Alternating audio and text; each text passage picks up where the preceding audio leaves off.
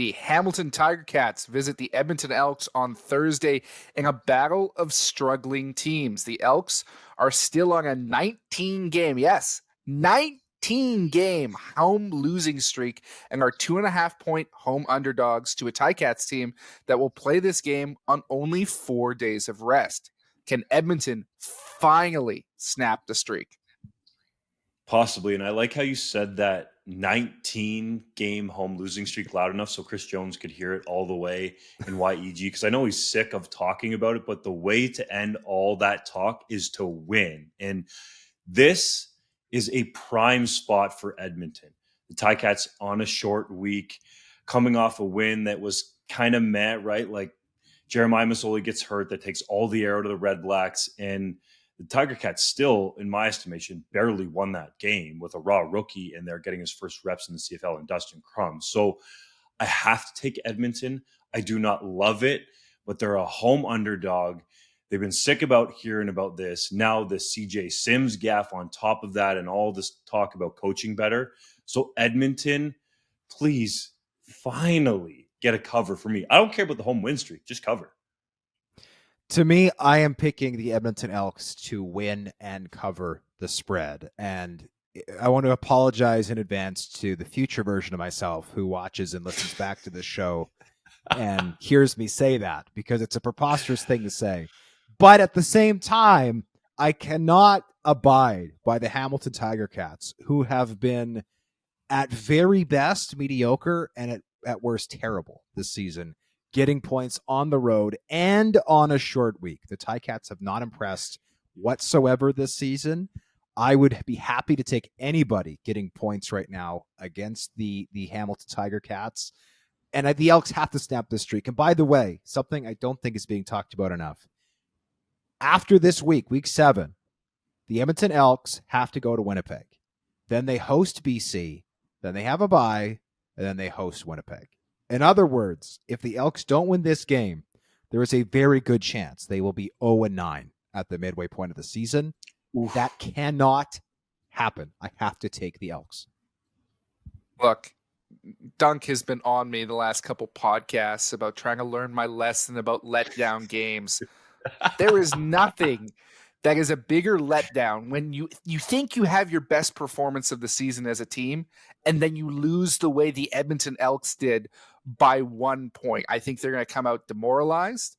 I think they're going to come out without enough energy. And I think they're going to lose a 20th time at home and tie the pro sports record for longest home losing streak. I don't trust the Elks. I don't like Hamilton, but I cannot in good conscience pick Edmonton at home until I see something resembling a fire from this team. The Toronto Argonauts go to Montreal on Friday night with a chance to bury an East Division opponent in the standings. The Alouettes are 4.5-point home underdogs. Can they cover the spread or go a step further to even get the upset? I don't think they can. I'm taking Toronto, and I'm eating all these points in this game because I've seen Montreal the last 2 weeks. They came out flying hot to that fantastic 2-0 start, but they didn't play anyone. The last 2 weeks, they faced Winnipeg. They didn't look good there. They faced BC. They didn't look competitive there. Toronto is the other contending team in this league right now, the other powerhouse. I think Toronto is going to win this handedly. I would take this line up to a touchdown with Toronto covering. That's how strongly I feel. I'm with JC on that number, plus the Argos coming off a bye week and looking just really solid all across the board. I cannot see the Alouettes getting a win in this game. Are there upsets? Yes, but they're coming back off that West Coast trip, which essentially puts you behind today. Toronto will be fresh, even though they got to make that short trip to Montreal. And guys, we haven't talked about this, but we used to talk about the Blue Bombers wrapping up the West Division really early. The East has been so bad outside of the Toronto Argonauts that they could have this thing wrapped up by like Labor Day, fellas. So I like the Argos. I think this podcast is at its most compelling when we disagree, which is why it's with apologies that I echo all of your statements. I'm rolling with the Argos in this one.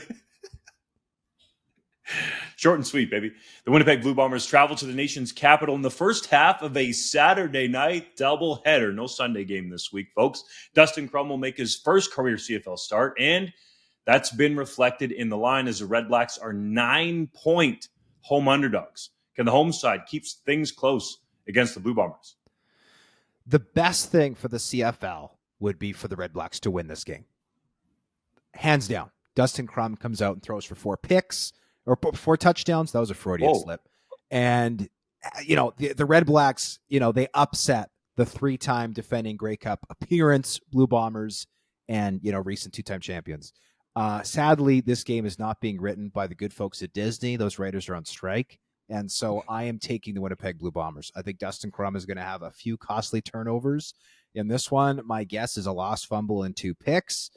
Richie Hall has been around the CFL for considerably longer than Dustin Crum has been alive. And therefore, I think that making his first career start under these circumstances, especially with the Bombers potentially getting a couple of defenders back from injury this week, is going to be too tall of a task. So again, the best thing for this leg would be for the Redblacks to not only cover but win, but I'm taking the Bombers and I'm eating all 9 points.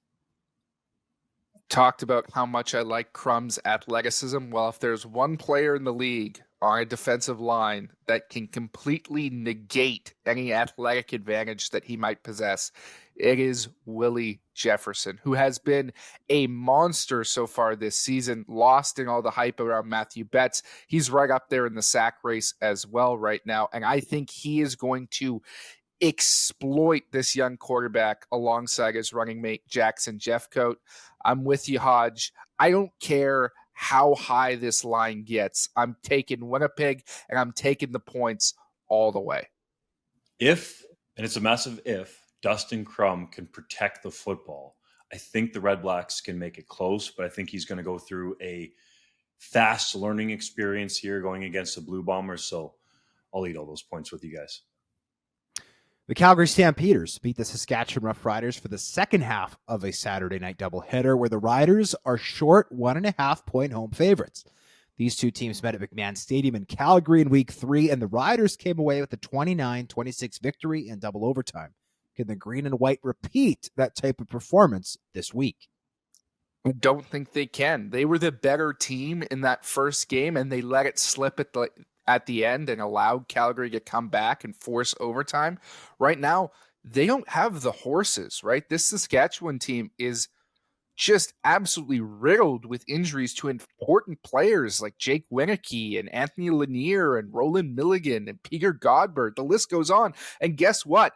The guy who won them the game last week with a big kickoff, he didn't practice Tuesday either. Brett Lawther is on the injury report as well, so you can't even potentially rely on points from your kicker. I think this is going to be a slip-up performance for Saskatchewan. Calgary, while I don't like them, are not anywhere near as bad as Edmonton. Saskatchewan comes out flat, and I think the Stampeders pull the upset. Everything says to take the Stampeders based on a lot of what JC said and the spot and the way that they did dominate the Blue Bombers early on in that game. They were up, 11-0 to start, Hodge? 11-1, yeah. 11-1. So that's a pretty good start. Dedrick Mills was running very physical, but Trevor Harris is by far the better quarterback in this game. So for that reason and that one alone, I'll put my money and faith in Harris that he can lead the Riders to a win, who have shown they can scrap it out and get wins even when they're playing their C or D brand of football. I'm going to break the tie here and side with JC. I'm going to take the Calgary Stampeders plus 1.5 on the road. Jake Maier was miserable last week against Winnipeg. I do not see him having 2 games that bad in a row. He's got a lot to prove. Dave Dickinson and that organization knows they cannot go to 1-4, especially that game would cost them the season series against Saskatchewan. That put them 6 points back in the standings. The Calgary Stampeders, if there was ever a must-win game in July, this is that must-win game. And also the Riders have, at least in the last couple of years, not played well at all at Mosaic. So I don't see that as a huge advantage. I'm going to roll with the Stampeders as short road dogs.